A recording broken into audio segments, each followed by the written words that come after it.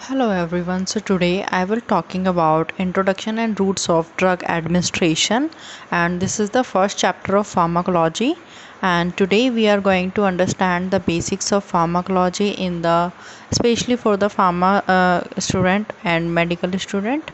And today, so let's get started. So firstly we are going to tell that what is pharmacology. So the pharmacology is the science that deals with the study of drugs and their interaction with living systems. And the word pharmacology is derived from the Greek word that is pharmakon, that means active principle, and logos, that means discourse. So the word pharmacology is basically a Greek word. Okay, and coming to the next point, that is India's earliest pharmacological writings are from Vedas, that is Rig Vedas, and about 3000 BC has some description of medicines.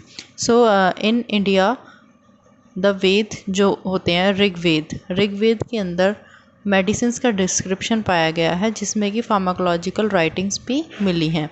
And Indian physician जो थे चरक, Sushruta and Vagbhatt, जो Indian physician, इन तीनों ने herbal preparation को describe किया आयुर्वेदा में. आयुर्वेदा जो कि लाइफ की साइंस है, मतलब science of life. And Indians ने प्रैक्टिस करना शुरू कर दिया था वैक्सीनेशन को as early as 550 BC. BC का मतलब होता है before the birth of Christ. Okay, and next coming to the next point, that is पेनसाओ.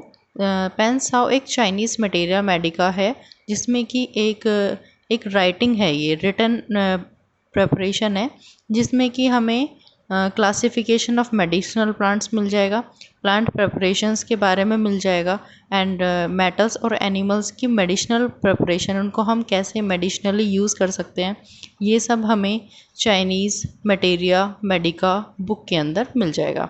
And next coming to the further next point, that is Egyptian medical papyri. ये एक written document है, जिसमें कि Ebers papyrus एक written document है, Ebers papyrus, जिसमें कि 800 preparations के बारे में बताया गया है. 800 प्रेपरेशंस हैं मेडिसिनल कंपाउंड्स की, जो कि हम इसमें पढ़ सकते हैं. और जो ग्रीक्स पीपल थे, ग्रीक्स ने सबसे पहले टॉक्सिक इफेक्ट पढ़ना शुरू किया था प्लांट एक्सट्रैक्ट का, मतलब किसी भी प्लांट के जो एक्सट्रैक्ट है उसके क्या क्या टॉक्सिक इफेक्ट हो सकते हैं, ये सबसे पहले ग्रीक्स के लोगों ने पढ़ना शुरू किया था.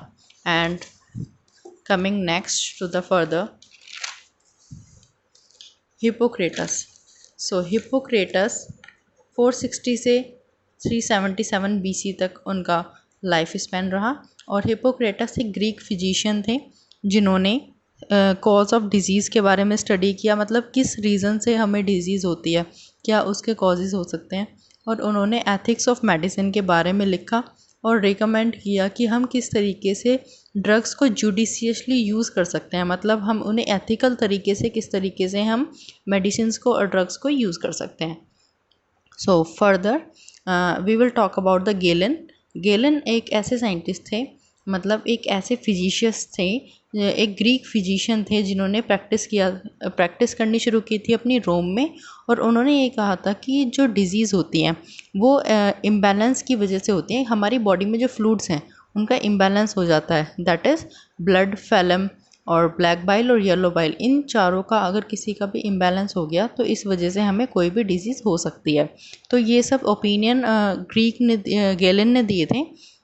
और उन्होंने ये भी कहा था कि जो ड्रग्स हैं उनमें सब कुछ प्रॉपर्टीज़ ऐसी होती हैं, जैसे कि वार्मथ, कोल्डनेस, ड्राइनेस और humidity. And also thought that it is beneficial to the use combination of drugs.